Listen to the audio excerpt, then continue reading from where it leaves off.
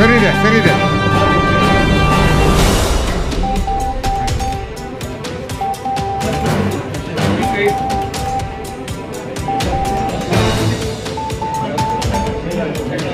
ನಮಗೆ ಭಾಳ ಸಂತೋಷವಾದಂಥ ದಿನ. ಕಾರಣ 28ನೇ ತಾರೀಕು ರಾಜ್ಯದ ಎಲ್ಲ ಮಂತ್ರಿಮಂಡಲ, ಪಕ್ಷದ ವರಿಷ್ಠರುಗಳು, ಸಂಸದರುಗಳು ಎಲ್ಲರೂ ಕೂಡ ದೆಹಲಿಯ ಒಂದು ಮುಖ್ಯಮಂತ್ರಿಗಳ ಸಭೆಗೆ ಭಾಗವಹಿಸಿದ್ರಿಂದ ರಾಜ್ಯದಿಂದ ನಮ್ಗೆ ಯಾರು ಬರೋಕ್ಕಾಗಲಿಲ್ಲ.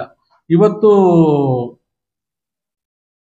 ST ವಿಭಾಗದ ಪರಿಶಿಷ್ಟ ಪಂಗಡ ವಿಭಾಗದ ಕಚೇರಿ ಉದ್ಘಾಟನೆಗೆ ಮಾನ್ಯ ಸತೀಶ್ ಜಾರಕಿಹೊಳಿ ಸಾಹೇಬರು, ನಾನು ತುಂಬ 30-40 ವರ್ಷದಿಂದ ನನ್ನ ಹತ್ತಿರದಿಂದ ನೋಡಿರ್ತಕ್ಕಂಥವ್ರು, ನಮ್ಮ ಕಚೇರಿಗೆ ಬಂದಿರೋದು.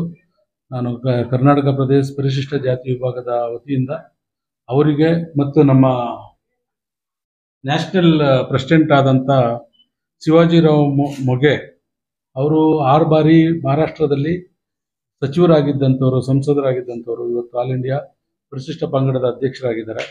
ಮತ್ತು ಇನ್ನೂ ಹಲವಾರು ಮುಖಂಡರುಗಳು, ನಮ್ಮ ವಿಜಯ್ ನಾಯ್ಕ ಅವರು ಇವತ್ತು ಕಚೇರಿಯನ್ನು ಉದ್ಘಾಟನೆ ಮಾಡಿದ್ದಾರೆ. ಅವರು ತುಂಬ ಸಂಭಾವಿತರು, ಭಾಳ ವಿದ್ಯಾಸಂಸ್ಥೆಗಳನ್ನು ನಡೆಸ್ತಾ ಇರ್ತಕ್ಕಂಥವ್ರು. ಅವ್ರಿಗೂ ಕೂಡ ನಾನು ಪರಿಶಿಷ್ಟ ಜಾತಿ ವಿಭಾಗದಿಂದ ಅವ್ರಿಗೆ ಒಳ್ಳೆಯದಾಗಲಿ ಅಂತೇಳಿ ಶುಭ ಕಾಮನೆಗಳನ್ನು ಹೇಳೋದಕ್ಕೆ ಇಷ್ಟಪಡ್ತೀನಿ. ಸತೀಶ್ ಜಾರಕಿಹೊಳಿ ಸಾಹೇಬರು ಒಂದು ನಮ್ಮ ನಾಯಕರಾಗಿ ಇಲ್ಲಿ ಬಂದಿರತಕ್ಕಂಥದ್ದು ನಮಗೆ ತುಂಬ ಹೆಮ್ಮೆ ಮತ್ತು ಸಂತೋಷ ಆಗಿದೆ. ನಾನು ಮತ್ತೊಮ್ಮೆ ಅವರಿಗೆ ಅಭಿನಂದನೆಗಳು ಮತ್ತು ಧನ್ಯವಾದಗಳು.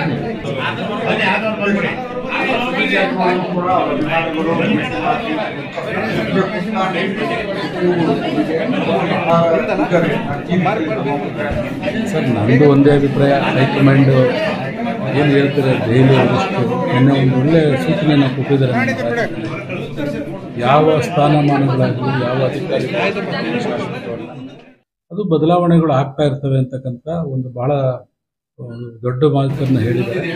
ಹಾಗಾಗಿ ಆ ಸಂದರ್ಭ ಇದ್ದಾಗ ಭಾಳ ಜವಾಬ್ದಾರಿಯುತವಾಗಿ ಜನಗಳ ಕೆಲಸ ಮಾಡ್ತಕ್ಕಂಥ ಒಂದು ಶಕ್ತಿಯನ್ನು ಕೊಡ್ತಕ್ಕಂಥ ಕೆಲಸ ಮಾಡ್ತಾರೆ. ಇವತ್ತು ರಾಷ್ಟ್ರದ ಜನ ಏನು ಕಾಂಗ್ರೆಸ್ಸಿನ ನಮಗೆ ಅವಕಾಶಗಳನ್ನು ಕೈ ತಪ್ಪಿಸಿದ್ರು, ಇವತ್ತು ದೊಡ್ಡ ಭರವಸೆ ರಾಹುಲ್ ಗಾಂಧಿ ಸಾಹೇಬರು.